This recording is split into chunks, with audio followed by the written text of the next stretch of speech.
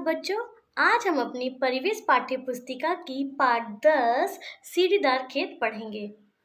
पाठ पढ़ने से पहले सर्वप्रथम यह हम जानने का प्रयास करेंगे कि यह सीढ़ीदार खेत होती क्या है और इसकी खेती किस तरह से करते हैं।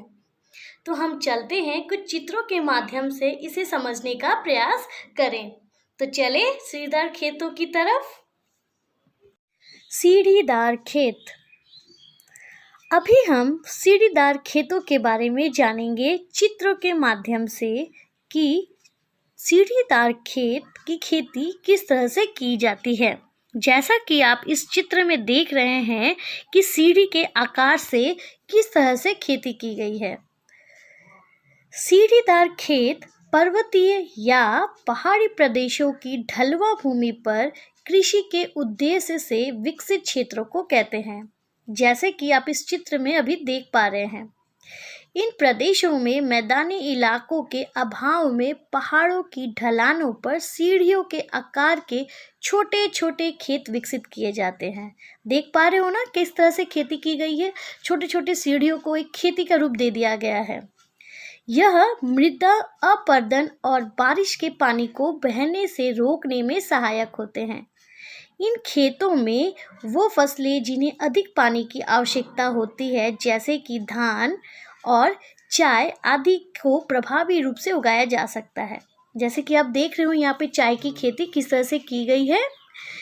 जानवरों के पहाड़ी ढलानों पर चढ़ने के फलस्वरूप हुए कम पैमाने के मृदा अपरदन के कारण प्राकृतिक रूप से छोटे आकार के सीढ़ीदार खेत विकसित हो जाते हैं। जैसे कि आप देख पा रहे हैं किस तरह से सीढ़ी का आकार दिया गया है और यहाँ पे खेती की जा रही है। सीढ़ीदार खेती में हालांकि अत्यधिक श्रम तथा दक्षता की आवश्यकता होती है। सीढ़ीदार खेतों को पुरातन यंत्रों से जोतना एक कठिन कार्य भी है। अतः अभी हम लोगों ने यह जाना कि सीढ़ीदार खेत की खेती किस तरह से करते हैं। तो थी सीढ़ीदार खेतों के बारे में। अधिक जानकारी के लिए हम पाठ की तरफ आगे बढ़ते हैं। पाठ में एक छोटा सा बालक होता है जिसका नाम अमित होता है। वह सिलीगुड़ी में रहता है। उसके पिता डॉक्टर होते हैं। उसके पिता अधिक व्यस्त होने के कारण उसे कहीं घुमाने फिराने नहीं ले जा पाते।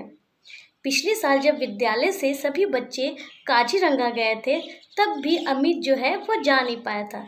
लेकिन जब इस बार मास्टर जी ने दार्जिलिंग टूर की जाने की बात कही तो अमित से रहा नहीं गया। वह तुरंत ही अपने पिताजी से अनुमति प्राप्त कर ली और माता ने उसके लिए कुछ गर्म कपड़े, बिस्किट, दलमोट, मठरी और लड्डू जो है वो पैक कर दी। अब अमित अपने विद्यालय के सभी बच्चों के साथ वह बस में बैठकर दार्जिलिंग जाने के लिए तैयार हो जाता है। बस जो है वह प्रारंभ हो जाती है और सभी बच्चे बड़े ही उत्साह दिखाई देते हैं।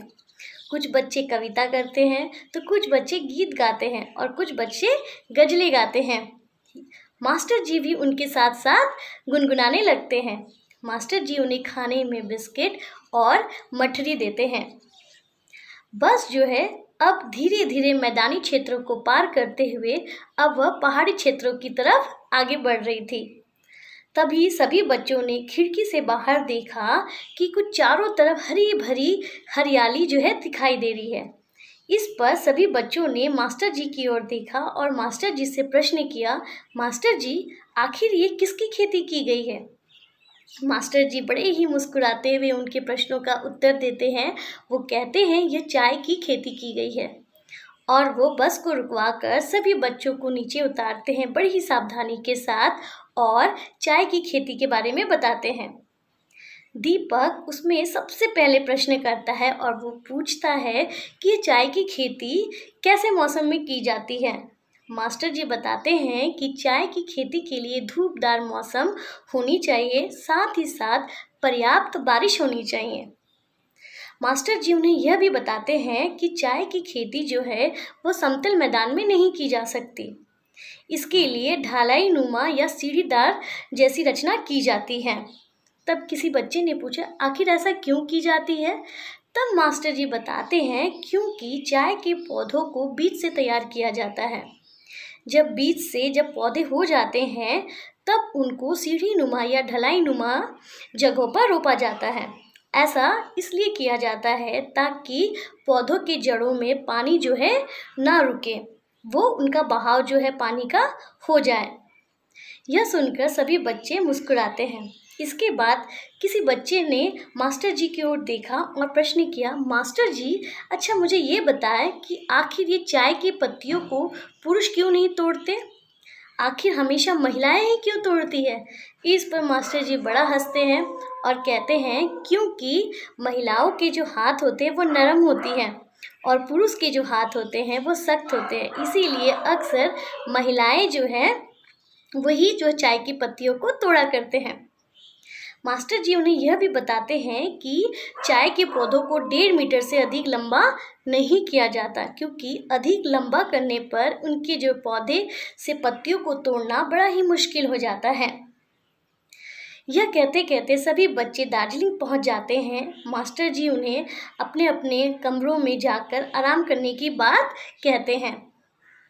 बच्चे अगले दिन सुबह तैयार हो जाते हैं। मास्टर जी उन्हें लेकर चाय की फैक्ट्री की तरफ आगे बढ़ते हैं। वहां पहुंचकर बच्चे यह देखते हैं कि कुछ पत्तियों को सुखाया जा रहा है, तो कुछ पत्तियां जो सूख गई है उनको बोतलों में यानी कि मशीनों के द्वारा भरी जा रही है।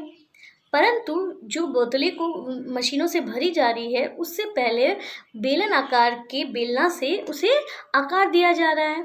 सभी बच्चे प्रश्न करते, आखिर ऐसा क्यों? मास्टर जी बताते हैं, ताकि सभी पत्तियों का आकार एक जैसा दिखाई दे। इसके बाद अमित कहता है, मास्टर जी हमने तो चाय की पत्तियों के बारे में सब कुछ जान लिया, अब हम क्या देखेंगे दार्जिलिंग में? सभी बच्चे मुस्कुरा देते हैं। मास्टर जी कहते हैं, हम अगले दिन टाइगर हिल जाएंगे और वहाँ से सूर्योदय के समय हम हिमालय की स्वर्ण श्रृंखला देखेंगे, क्योंकि वहाँ से बड़ा ही मनोहर दिखाई देते हैं। यह सुनकर सभी बच्चे प्रसन्न हो जाते हैं और सब वापस अपने अपने कमरे में चले जाते हैं। तो इस तरह थी यह सीढ़ीदार खेतों के बारे में। उम्मीद करती हूँ आप सबको बड़ा ही रोचक लगा होगा। धन्यवाद।